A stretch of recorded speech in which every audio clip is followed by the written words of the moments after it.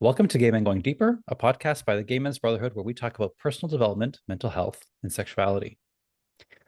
Today, we are your hosts. We have Matt Lansidel. He is a counselor and facilitator specializing in healing and empowerment. Reno Johnston is a spiritual life, love, and business coach. And I am Michael Diorio, a life and wellness coach specializing in sexuality, relationships, and self-confidence. We each have our own private practice, and in this podcast, we're sharing all of our best stuff. And today we are talking about the fear of intimacy. The questions we'll be discussing today are, what makes it hard for you to get close to someone, and why do you think that is? And what has helped you become more comfortable with intimacy? We'll be continuing this discussion in the last Thursday of the month in the Gay Men's Brotherhood sharing circles. We also have our connection circles on the second Thursday of the month, which are smaller, more intimate breakout rooms where you can discuss the topics of the podcast with other members of the community. Go to gaymensbrotherhood.com on our events section to register for these events. And if you don't have Facebook, that's okay. Just get on our mailing list and we'll email you all the information you need to join us. This podcast and YouTube channel are listener and viewer supported. So if you enjoy what we're creating, you can support us by making a donation to the show using the link in the show notes. You can also subscribe to get early access to episodes on Apple Podcasts. And all of your support helps us to continue making content and supporting our community. So we thank you so much in advance. And if you're looking to accelerate your personal development journey, please check out our coaching collection. It includes 2 courses, Healing Your Shame and Building Better Relationships, plus over 45 premium personal development coaching videos on the topics of body positivity, relationships, self-confidence, and community. Head over to gaymengoingdeeper.com for more info. And if you're new here, please subscribe to this channel on YouTube if you're watching us on YouTube. We release new episodes every Thursday, so make sure you click on the bell icon to get notified of a juicy new episode. And if you're listening to us on a podcast platform, please subscribe, leave a review, and your 5-star rating. This helps us get into the ears of people who need us. Okay. The theme of this month is facing your fears. We did a great episode a couple weeks ago on the fear of rejection, and today we're talking about the fear of intimacy.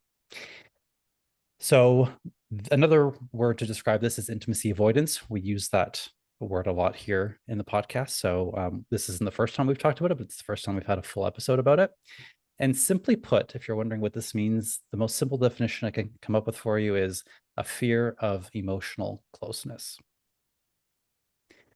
I just want to make a note that this episode, we're talking about emotional intimacy. There is also such a thing as a fear of physical intimacy as well, but we're focusing on the emotional piece today, which may or may not be linked to a fear of physical intimacy as well. They could very much overlap for sure. Okay. All right. So some of the key points I want to make on the fear of intimacy to help you set the stage for our episode today is that oftentimes this fear of intimacy isn't overt or conscious. Sometimes it's lingering beneath the surface. We don't know it's there. Other people might say, oh no, this is for sure me. I know I have this. Either way, you're welcome to join us on this. This will be a great episode for everyone. So people can often crave intimacy and closeness, but then push people away when it becomes available or very real. And that might be one of the signs. And I'll go over some signs later on. Or you could end up sabotaging really good relationships, which is unfortunate because it leaves you feeling jaded, lonely, and feeling like something might be wrong with you or that you're fundamentally flawed, which is not the case. And that's why I think it's really important that we talk about this. My hope today is that our discussion will help you recognize if you have any resistance to intimacy within you, and so that you can do something about it, but also you can recognize it within others. And so that you can develop a deeper understanding of why they may be pulling away from you, and so that you can better relate with them. So yeah, let's talk about some common signs. And before I do this, I want to note that these are not exhaustive, and having any one of these or a few of these does not necessarily indicate a fear of intimacy. There could be other underlying issues that are not related, okay? But these are just a few signs. Difficulty trusting others, or you're generally suspicious of those who want to get close to you. You just generally have a suspicious mind. Getting defensive or guarded when people ask you personal questions. You may prefer casual relationships that come and go over developing a long-lasting commitment. So this could be something like serial dating, going on 1 or 2 dates and calling it quits. or preferring just casual sexual relationships than, getting close with somebody. It could be preferring connecting with people online on apps versus actually going on dates and having in-person connections. It could be having a lot of acquaintances. So you might have a lot of people in your life, but very few close friends you could actually turn to for emotional support. If you don't like opening up to others about your innermost thoughts and feelings, if you feel a resistance to that, that might be a sign. Or, like I said, you tend to push people away when they want to get closer to you emotionally. Or when other people show you their vulnerability, you may want to withdraw and become distant from them. So when other people express their emotions, you kind of like panic, freeze, don't know what to do. And as I said earlier, you maybe have a history of sabotaging relationships when things start to get serious. You may call it intense or serious, or you might have another word for it, but you're like, oh, no, I gotta go, can't do this, right? And you back away, or you sabotage the relationship some way. So at the core of the fear of intimacy is vulnerability. And Brene Brown defines vulnerability as uncertainty, risk, and emotional exposure. So we're going to carry that thread with us throughout this episode today. At the core of emotional intimacy is an avoidance of vulnerability. It's an unwillingness to want to be vulnerable. So vulnerability is at the key here.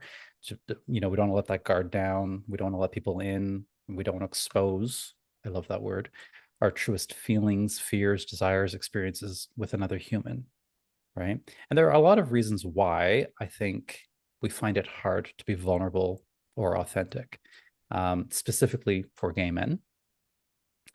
And that is, as we talked about in the last episode, a fear of rejection and abandonment. So being vulnerable, that emotional exposure opens us up to the pain of rejection. We're pretty much asking for it.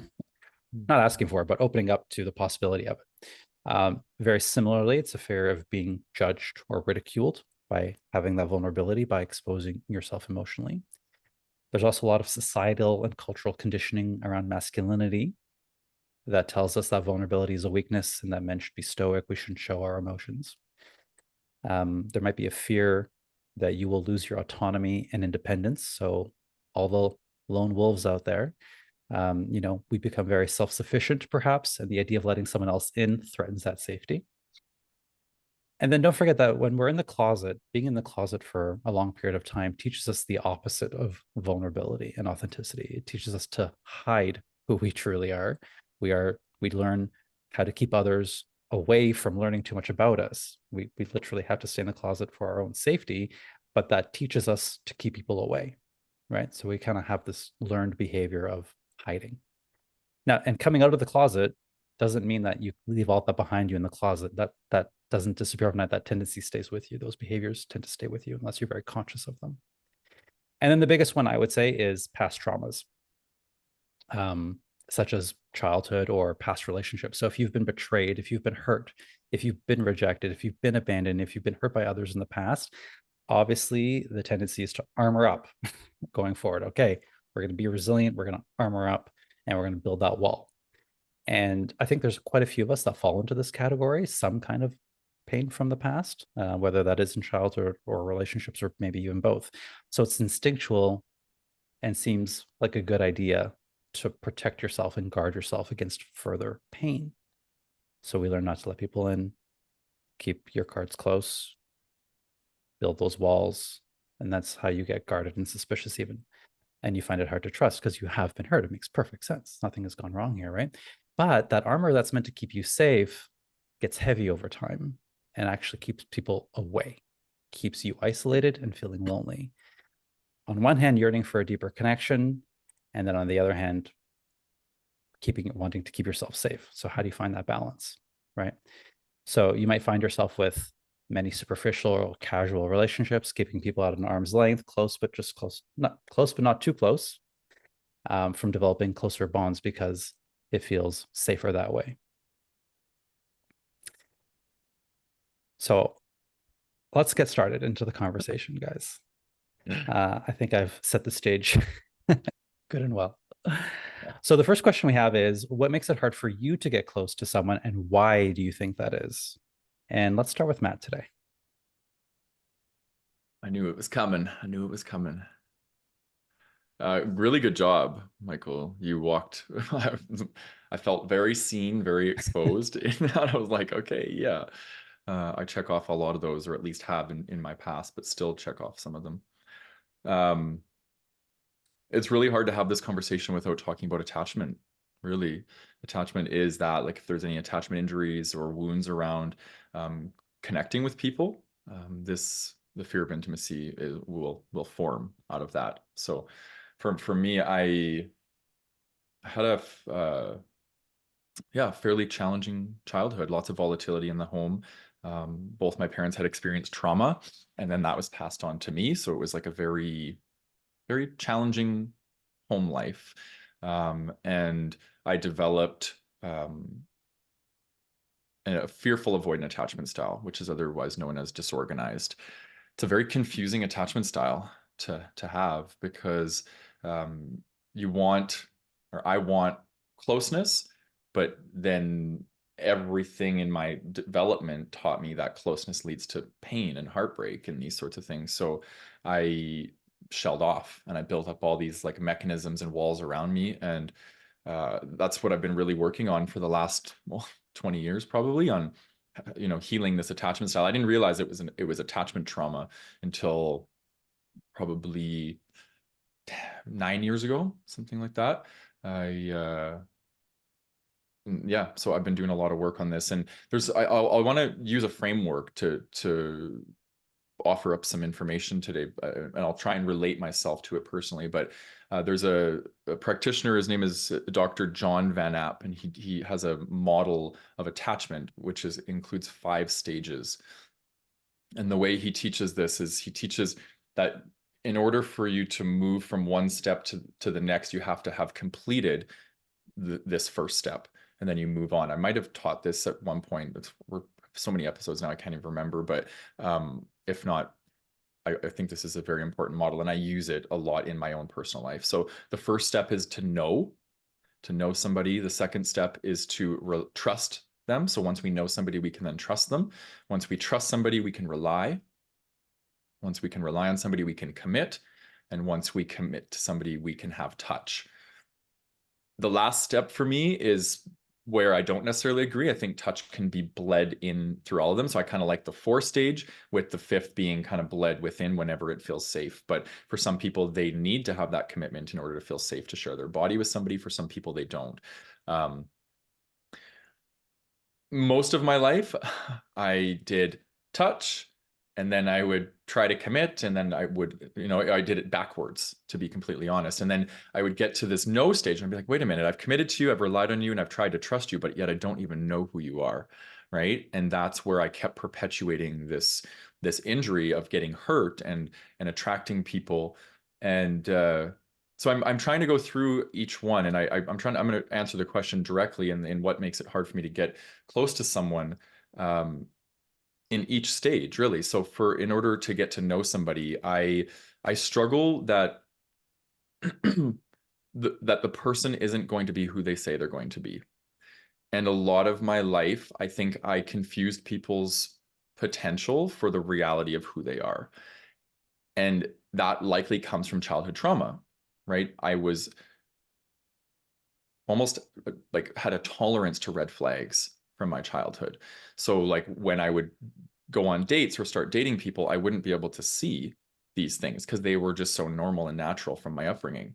And once I would get involved with them and I would start to try and move beyond this stage of like trying to trust them, I didn't feel like I knew who they were.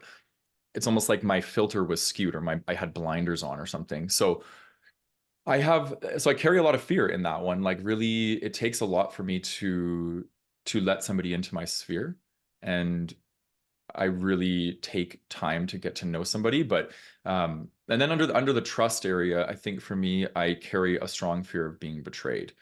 Again, like there was stuff that happened in my childhood where the people that I was supposed to be protected by and connected to, and they were supposed to take an interest in me and love me and protect me, I didn't feel like I had that, right? So it's almost like I've carried this belief a lot of my life of like, well, if those people weren't there for me to support me, then why on earth would Joe Blow that I'm dating, right? I carried this very strong belief, and I actually still carry this with me.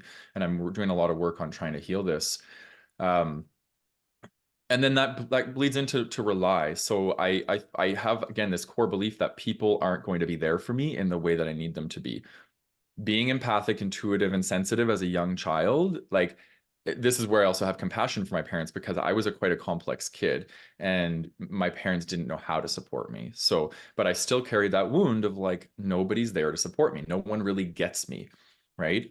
And so I shut down. I tried to fit in or be normal or these sorts of things, but really I was just denying who I was. And that part of that, it comes with being gay too. Like being gay was a very complex thing that I had to navigate. We all had to navigate as young boys, and it was really challenging. So um and then when it comes to commit, I think I carry a pretty big fear around like, what if I fall madly in love with somebody and they X, Y, and Z fill in the blank? Like my mind goes to all these places. Like, what if they don't feel the same way about me? What if they leave me? What if they cheat on me? These sorts of things. So I carry a lot of this like fear, which again, fearful avoidant attachment style, right? It's like it's characterized by this hot cold. Like I want it, but I'm scared of it, kind of thing. Um, and then I would say touch. I had a hard time with this one because I think all of these precursor ones, being a demisexual, like these really, really set the stage for me feeling like safe and secure to want to share my body with somebody. So I feel like I've actually reversed these now, and I do actually do that for the most part. Like, the odd time it's not like I need like full commitment from somebody to share my body, but I want to know them. I want to trust them. And I want to know that they're somewhat reliable. Do I need to have a commitment with them? Not necessarily. But I think the first three steps are really important for me to feel safe to share my body. But I do notice that I carry some fears within this area around, is my body enough? And feeling like we come from quite a hypersexualized, very body-centric community. And it's like, I don't know, I have this judgment towards the community that it's like, it's not enough. One body is not enough. Like there's the whole thing about novelty and variety. And it's like, so I really would want to attract a partner who's monogamous and can see beyond this notion of like, I need 10 bodies to feel satisfied. It's like they are more heart centric. And I think they want more like, they're going for the heart. So when they're making love and they're connecting with my body, they're like feeling my heart and my soul. So that would be enough. So I think there's this energy around like, I would want to be enough. So the fear that I carry in dating would be, am I enough? Am I enough for this person? So I'm always assessing that. You know what I mean? And it's a heavy thing to carry, right? Because I think part of that comes from my own insecurities of not feeling like I'm enough. And I think that's one of the things I'm really working on right now, is like finding that true deep, deep worth where I know I'm enough. And even if it did happen, worst case scenario, that I would be okay and I would be enough for myself, So I think the top five that I see for in myself, in as far as fears that really affect me, getting close to somebody and being intimate, would be the fear of not being enough, the fear of abandonment, the fear of betrayal, and the fear of rejection, which should be very much about coming at me, those things coming towards me and me having to experience that. But one that's really big for me is the fear of hurting somebody, because in all of my relationships, I've always been the one that's ended it. And in a couple of them, I fell out of love with the person, or I lost attraction to them. So the relationship ended. And being an empath, like the pain that I could feel in that person that I hurt, it was almost just as painful for me. Right. So I do carry that a lot, is I don't want to hurt people. And it's very much a codependent thing, but it's also a compassion thing. I really just have a lot of compassion for human suffering, and I don't like to see people suffer. So um, yeah, that's my best take at it. This, like you said, this is so alive. There's so much stuff in this area for me, because I carry quite a big fear of intimacy. Um, but I also want to acknowledge, and then I'll wrap up here. I want to acknowledge that I have done a tremendous amount of work in this space for myself personally, and I have a ton of security in my attachment style as well. And I don't want to dishonor that. I feel like I know how to show up and be vulnerable. I know how to take relationships to that next level. I know how to respect my body and really, take it slow and lead people into me, right? So I think I've learned a lot, and I feel like I've come a long way. So I really wanted to just bring voice to that as well. Yeah. Yeah. Thank you, Matt. It's a Mm. great share. And I love that model. I think, Mhm. correct me if I'm wrong, but I think you taught that in the building better relationships course. Did you do that there? Yeah, I did. Yeah, Okay. yeah, good point. That's where I taught it. So I don't think I taught it in here, but I think I taught it in the course material. Yeah, it's one of the lessons there for anyone who's interested. Yeah. Yeah, it's a great model in my opinion. Yeah. Reno. Mr. Reno, what about you? There's a lot there. Yeah. Yeah, right. You know what? I feel really raw for some reason, and it's interesting. I'm not really Mm. sure. Maybe it'll come through, but it's like I feel like if you poked me, I'd probably cry right now for some reason. Um, Yeah, and I don't know what that's about. It's really interesting though, and I'm comfortable with it, and I'm comfortable sharing it. But there's like a tenderness around this topic for some reason. You know, what's interesting is when I read the first question, my immediate response was, well, I don't really feel like this is something that I struggle with. And I think that I'd say that's pretty accurate now. But when I was younger, not so much. I'm really just gonna speak from my heart in a big way here and say that what I remember was this little boy who was so open, and so this is probably why. Okay, my heart was telling me things before I even got speaking. mm, I just remember this little boy who was like so heart open, eyes open, arms open, like available to the world, ready to like try things and connect with people, super curious, full of wonder. And there were times where like that was met and nurtured and nourished and honored. And then there were times where it really wasn't. And all of those beautiful qualities that I think gave way to the potential for intimacy um, were were at least taken for granted, and at most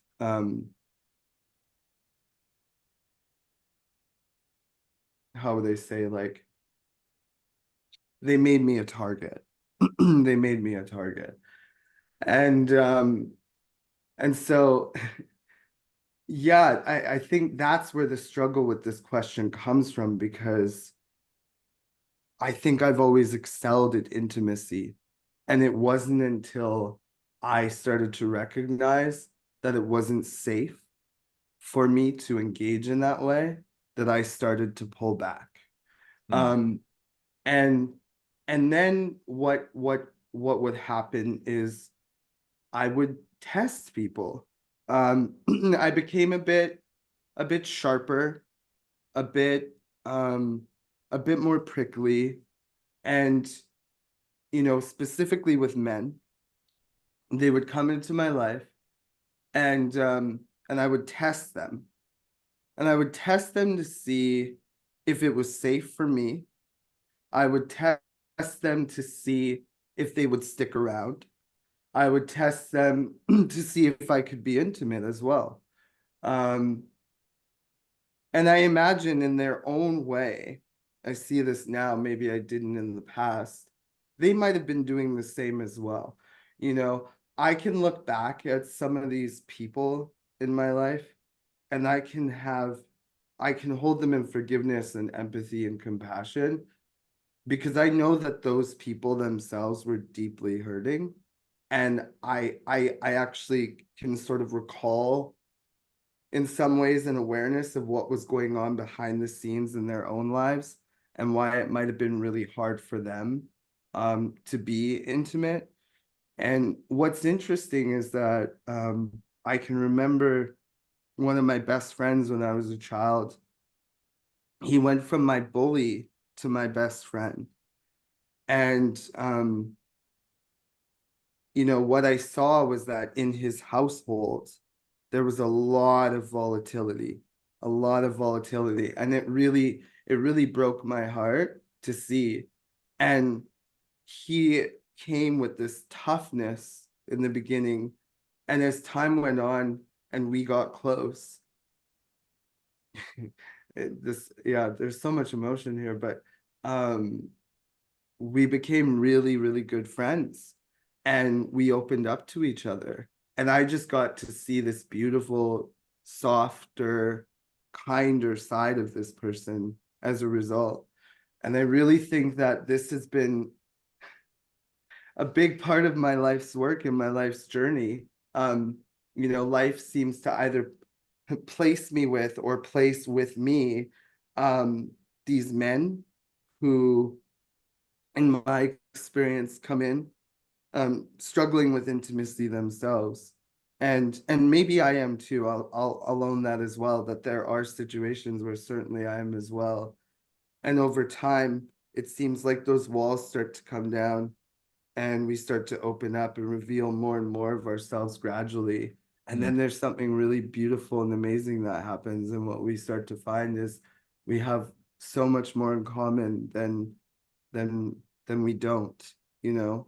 And so that's been really amazing. And I didn't know that I was going to answer this question this way. It's really interesting. I made some notes, and I just, the whole time we were gearing up to have this conversation, I was like, there's something going on in the background right now, and I don't know what it is, but I'm going to listen to it, and I'm just going to let it speak.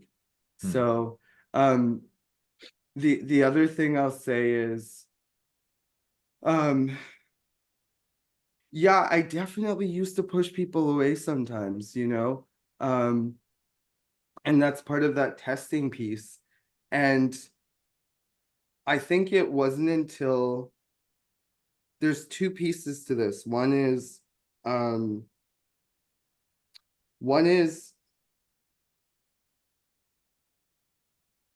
I guess I'll talk more about this in the next question, but I became at home within myself. I think that was like a huge piece, is like I became at home within myself. And I started opening up more, and I met people who were curious about what was happening for me when those walls came up. And that was really helpful. Rather than taking it personally, they met it with curiosity, and they met it with compassion. And that allowed me to kind of tease that out and sort of explore, like, okay, what is going on here? I remember someone explicitly, one of my former partners, who's like one of my best friends in the whole world. Like, he's my ride or die. It's amazing. And, I remember we were in the bedroom one time, and he sat up and he said to me, what's going on with you right now? Like, what's happening? And it was genuine, and I just thought, wow, it snapped me out of this trance, and I just started sharing. And that was one of the first times that someone had met that pain with curiosity and compassion. And it allowed me to begin a healing process that took actually months and maybe even years, but there was progression. And it was very visible and very obvious. And I feel like I'm a very, very different person than I was previously. And I think that might be all that I want to say. I guess I would wrap in saying, like, I listed some things around like experience, rapport, trust, shared values, reciprocity, mutual interest and respect, past past experiences, judgments, projections, environmental factors, identity, and ego as things that would get in the way of intimacy. That's just sort of a list that I had written down. I don't need to go into detail, but yeah. I think I'd leave it there. There's probably so much more I could say. It's such a juicy topic, but yeah, thank you for the prompt. And Michael. They always are juicy juicy topics on this podcast. That's why we Yeah. love it so much, right?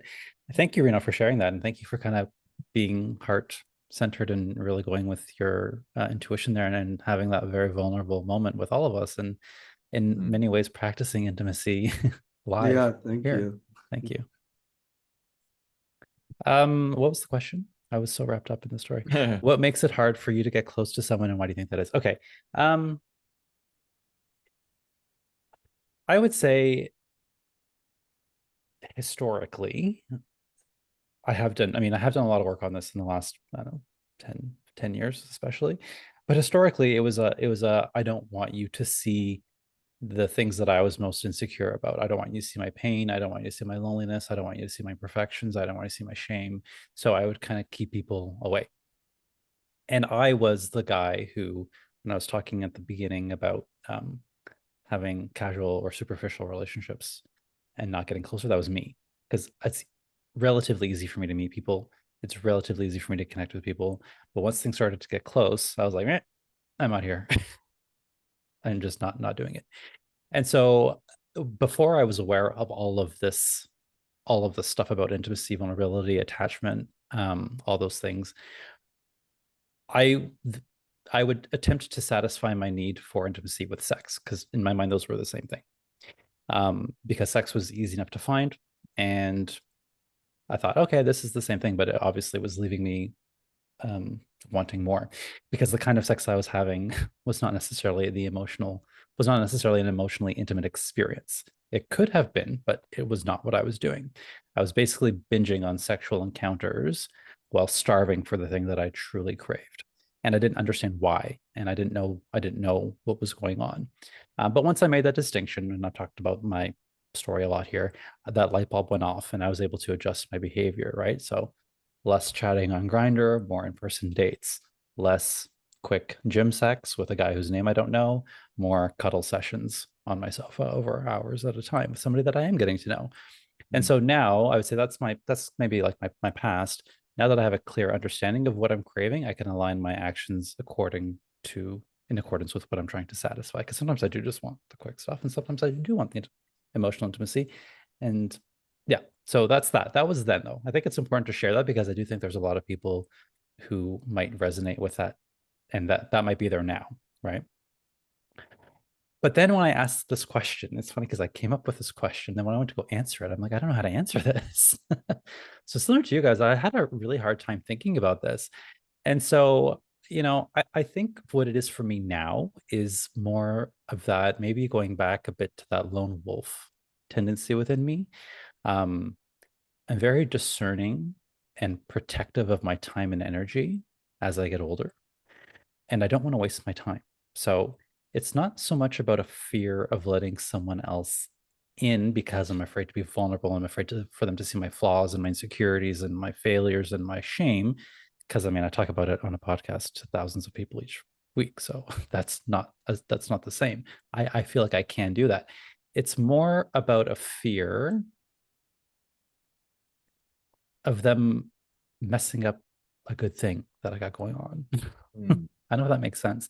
So, like, it's not that I'm afraid to be vulnerable. It's just that I've built a great life for myself, and I'm very protective of letting someone into that space, Mm. for fear of them disrupting the good thing I've got going on. So, yeah, sure. Like maybe it's like, you let someone in and then they betray you and then they do something. So there is that aspect of it. It's, I guess the rejection isn't there as much, but it's more so like, things are good, don't mess it up. That's kind of like what it is. So if we're going with Brene Brown's definition, she had said risk and uncertainty. That's what it is. It's more so the risk of someone coming in and like fucking things up, and then the uncertainty of them being in my life as well. Not as much the emotional exposure piece. So a great example of this was, it hit me in a big way while I was in Mexico in the winter.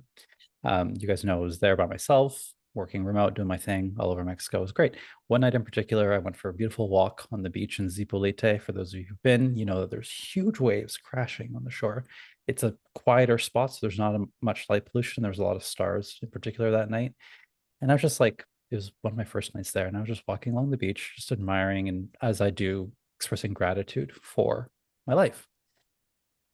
I have a good life, pretty much happy, healthy, effectively living my dream. And then in that same breath, I said, I wish I had someone who could enjoy this moment with me. Mm. So I want the thing, I want that person, I want that man.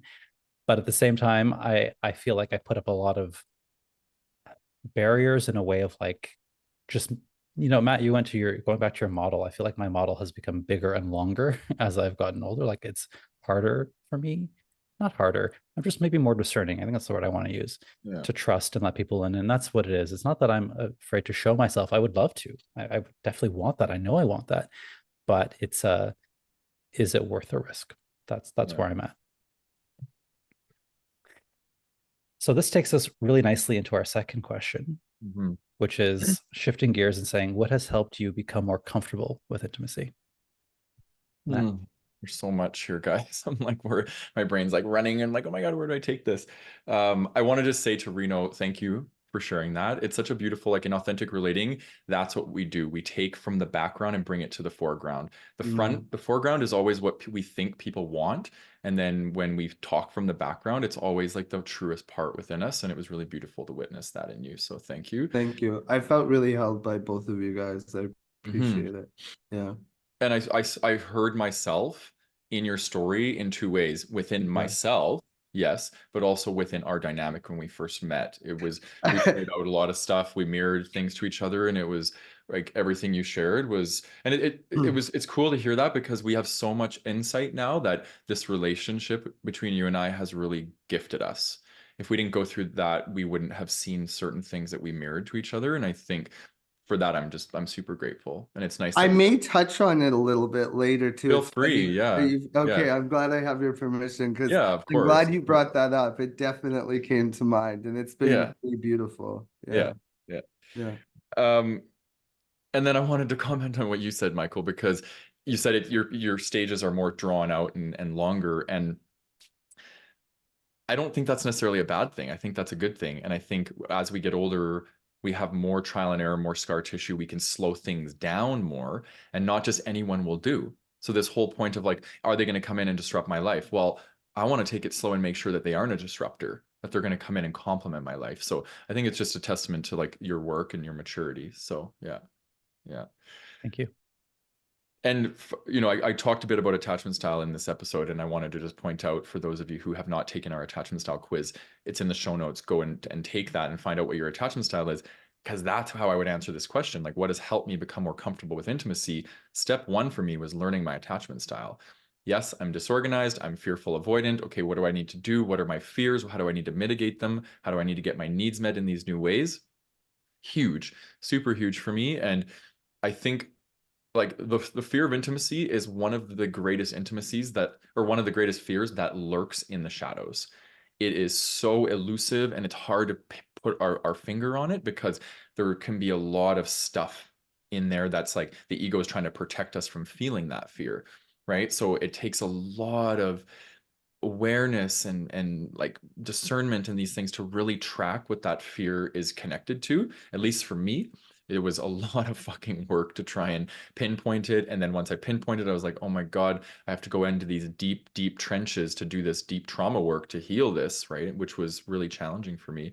Um, so the biggest one for me, what has helped me, I would say slowing things down, right? If I was confusing somebody's potential for the reality for who they are, again, slowing things down and getting to know somebody, well, guess what, if I slow things down, get to know somebody, and I'm not fucking them on the first date, then it's like, it for me, that's a big thing that helps me get closer to somebody without going too far, activating my fear, and then having to pull back. My attachment is fearful avoidant. I go in and then I pull back. So if I go in slower, there's a less likelihood I'm going to pull back, right? I really got to slow down. That's been the biggest one for me. And that's actually really hard, because human desire, arousal, attraction, these impulses that we have as human beings, it can be challenging to do that. So for me, it's a learned skill. I've had to learn how to slow things down and like take my time and let each stage gradually like kind of unfold. And maybe that's also why I'm like really into courting. I like being courted. And I like kind of, this slow down process of like dating, because it's like, it's yummy. Why would I not want to like indulge and like kind of like, enjoy the progression, as opposed to just being so impulsive, which is how I was in my 20s. I was very impulsive. I would move towards the physical right away, and I wouldn't really get to take the time to know somebody. So, and then you spoke about this, Michael, about vulnerability. I think vulnerability for me is, again, it's a skill I've had to learn, and it has helped me tremendously to, again, all of the past partners that I've had within the last 5 years have known my attachment style.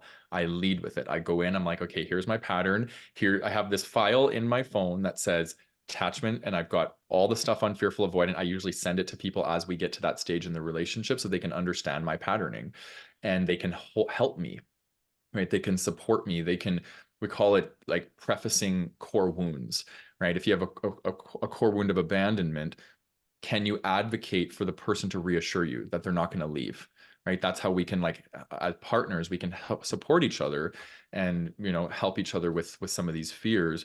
And the only way we can do that is if we lead with vulnerability and share that we have these insecurities, right?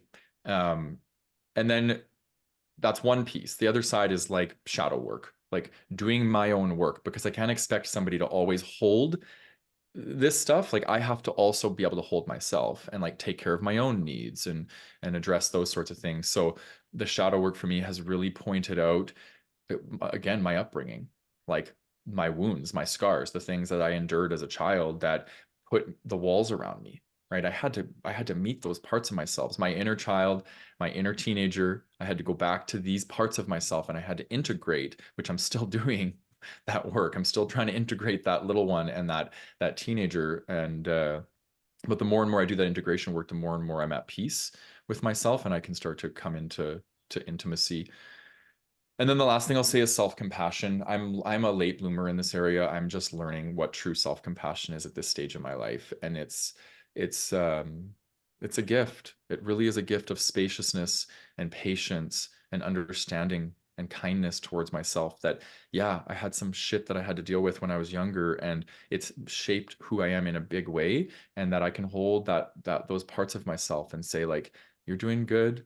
You know what I mean? It's okay. Like it's okay to carry fears in love and relationships because most of us do, right? And I think that's the energy that I'm bringing into myself now, and it's helping. It's helping a lot. So yeah, intimacy is so beautiful. I don't want to miss out on it. You know what I mean? Yeah. When I when I heard you say that last bit about compassion, I always there's this like mama archetype of me that comes up, and I just want to be like, come to mama, come lay on mama's chest. Aw. I got you. I got you. That's sweet. Yeah, yeah. Um, yeah, what like well, first, I guess I want to say like I really appreciate that you brought up our dynamic map, because something that I want to say, something I want to speak to with regard to it is that like I think, and who knows, maybe one day we'll get on here and do like a two-way podcast episode or something, and maybe it's Yeah. three on just on that alone, because it was such a transformative experience for me, you know. It's like I came into the community and you know, and like and then we connected and there was this whole unfolding that took place, and I feel like there were ways in which I had sort of projected onto you. It was like playmate, crush, leader, like all these different sort of projections, right? And then I think over time, as we got closer, um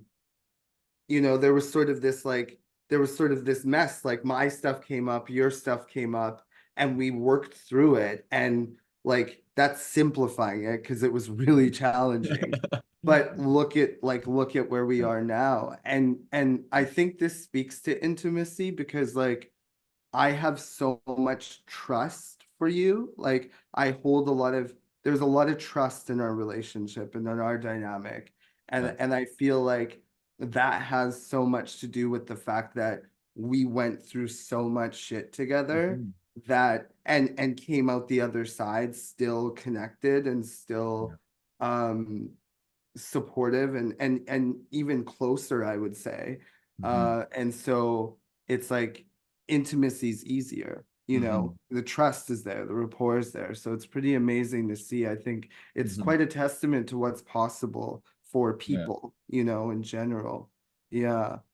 But did you want to say something? I want to say Yeah, something go because it's ahead. coming Yeah. through strong intuitively, and I wanted to Yeah. share it. And I'll Please. speak it from an ownership place because I don't want to put it Sure. onto you. Yeah. But like I grew up in a chaotic home. Okay. Yeah.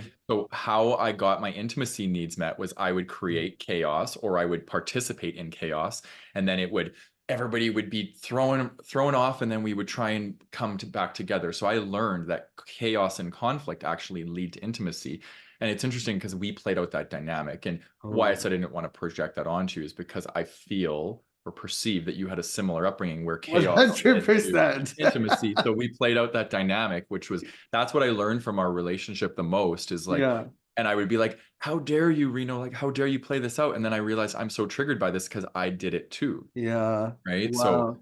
That's yeah, really powerful. yeah. Someone said that to me once too. They were like, there was someone else, they said to me, like, you don't have to create drama in order to have intimacy and connection. I was like, damn. Yeah. Okay. Because I didn't know. It's like it was second nature to me. I didn't know. Yeah. I didn't Yeah. know. And I was like, oh wow, I can just ask for it. Wow, who knew? I Right. just want to be close to you, period. Right. Uh, Um, yeah, wow. Actually, that's interesting because I mean, I think it ties into, yeah, the last question was like, what helped you become more comfortable with intimacy? Yeah, I think like what came up was one thing is I stopped making myself responsible for someone else's experience, mhm, and I started holding and honoring and prioritizing my own. Um, it like I became home for myself and within myself.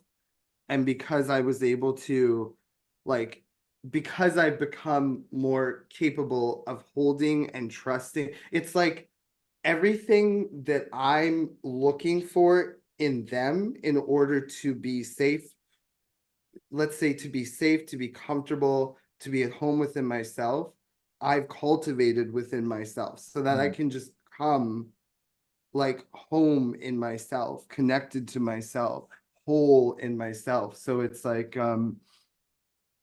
you know, previously what I saw was there was this like push pull, hot cold dynamic, fear of losing myself, fear of being trapped or like loss of freedom, mhm, fear of losing them, and now it's like I'm not afraid to lose them because I know I'll be okay, you know, and I just became comfortable with just being within myself and just being with what is. And that has been a game changer.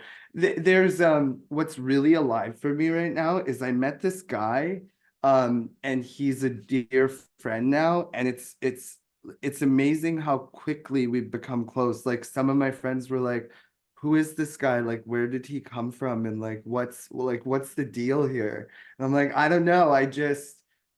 What I said was, I met him and I felt like there was a connection there. And then I just decided that I love him. I was just like, I just decided to love this guy. I was like, he's awesome. I just really appreciate him. All his quirks and there's so much, there's layers there. Like, we'll sit for hours and just get like into it deep. And it's really, really beautiful and really mhm, special.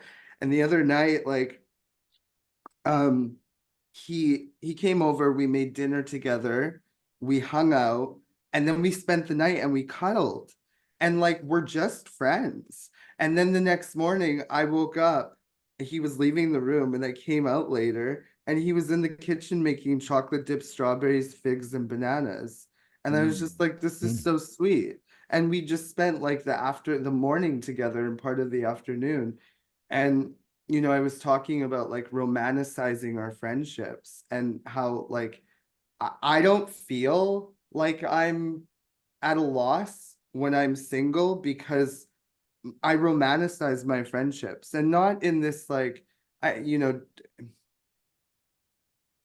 I feel the need to like clarify what that means, but it's just like I don't know, all the stuff that I would do with a partner minus like the sex, let's say, it's like, why can't I have that in my relationships with the people I'm close to?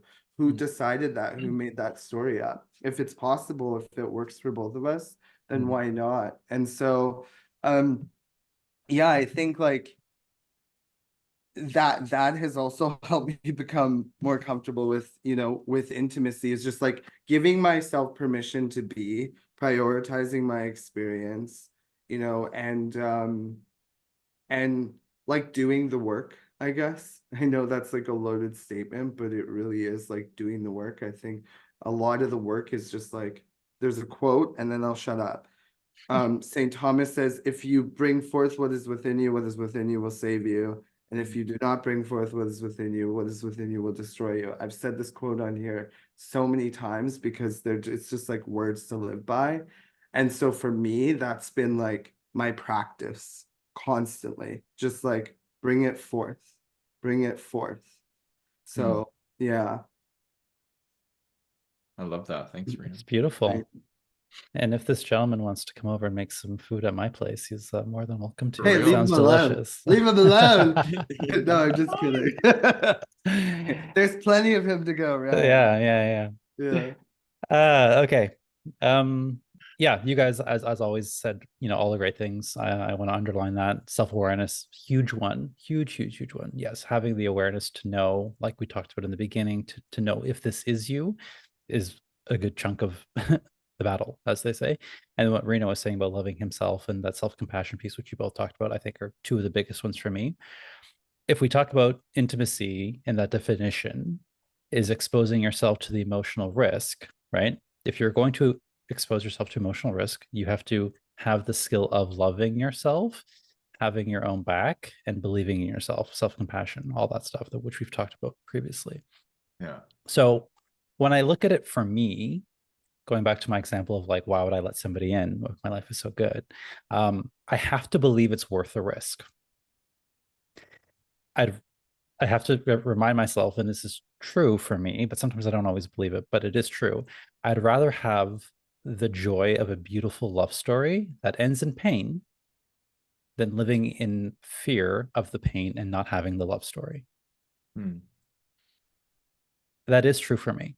And I've proven that through having, I think I've told you, I've had several relationships and they've all been like years at a time. And I see them all as these beautiful little books, beautiful novels, beautiful love novels, and they're all very different, and they're all different ages of my life, and they're all different things. And I'm single now, and like I know that there is another love story out there, but I have to believe that that love story is worth the pain of it ending. Not to say that it's going to end, but we don't know. I can't guarantee anything, right? So I have to believe for me that it's worth the risk. The way I look at it in typical logical me is like, okay, my choices are guaranteed living in fear or the possibility of pain.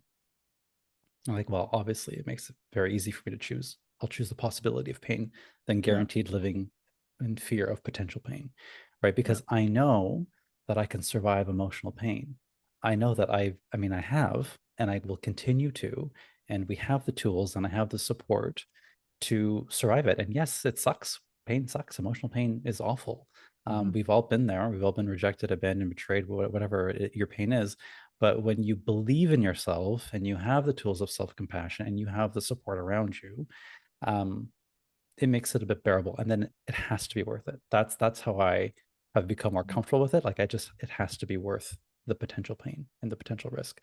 Putting yourself out there. You know, we talked about in previous episodes how I will put myself out there. I will go approach somebody. In the last episode, we talked about rejection because I have been rejected so many times that for me, it's like, okay, it's just a bit of rejection. Now, that's not the same as this kind of pain where, like, you know, you've exposed yourself emotionally to someone and then they abandon you. That is a much, much deeper wound there. But it's the same idea of it's something you can learn and you can have belief in yourself. Yeah. Anything that you guys would want to add? Well, I felt like, I think I drove it home, but I just want to make sure. And it was the piece earlier around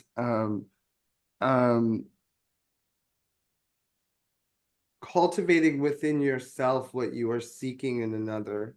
And then secondly, going first, you know, because I guess what I see so much of, and it's such a barrier, is, you know, it's like, well, I'm not gonna bring courage and authenticity and vulnerability unless they do first. And then you've got two bitches with their backs against the wall, you know, and it's like, we're not getting anywhere. You know, I've been to that nightclub. It's like everyone's waiting for someone to come over. No one's coming over, you know, so it's like, go first, you I'm the know. someone. What's that? I'm the someone. Right, Yeah. exactly. Yeah. Yeah. And then yeah, I think just yeah, cultivating within ourselves what we're seeking in another, you know, and that can be really hard to hear. It was hard for me back in the day. I was like, what do you mean? What do you mean? But I understand it now. And you have people like us and podcasts like this to help walk you in that direction, you know? Yeah. Yeah. Yeah, I like that. And I would also even say like it's even enough to cultivate the courage to enter a relationship where you can say, I don't have these things, but can we cultivate them together? Right? Because certain things are relational and you can't really cultivate them on your own. Like, you know what I mean? Like for me, it's like learning to trust somebody in love. Like you can't do that unless you do it, right? Like it's just part of it. So can I cultivate the capacity to fall back on myself and my worthiness and the compassion I have for myself if it doesn't work out? Yes. But I think there's certain things that we need to do relationally. And I think that's what makes it so scary, you know, but also so beautiful when you find it and it feels good. Yeah. Yeah. Intimacy is a beautiful thing. I think it's one of the most human things about this human experience is that feeling of connection, emotional connection. So yes, it comes with a risk, but it has to be worth it. And it is. It is. Yeah. Yes. Okay, guys. Thank you, Matt. Thank you, Reno, for your vulnerability and actually showing us what intimacy and vulnerability look I like in love real you, time. hoes. I love you. For our viewers and listeners, thank you for sticking with us on this episode.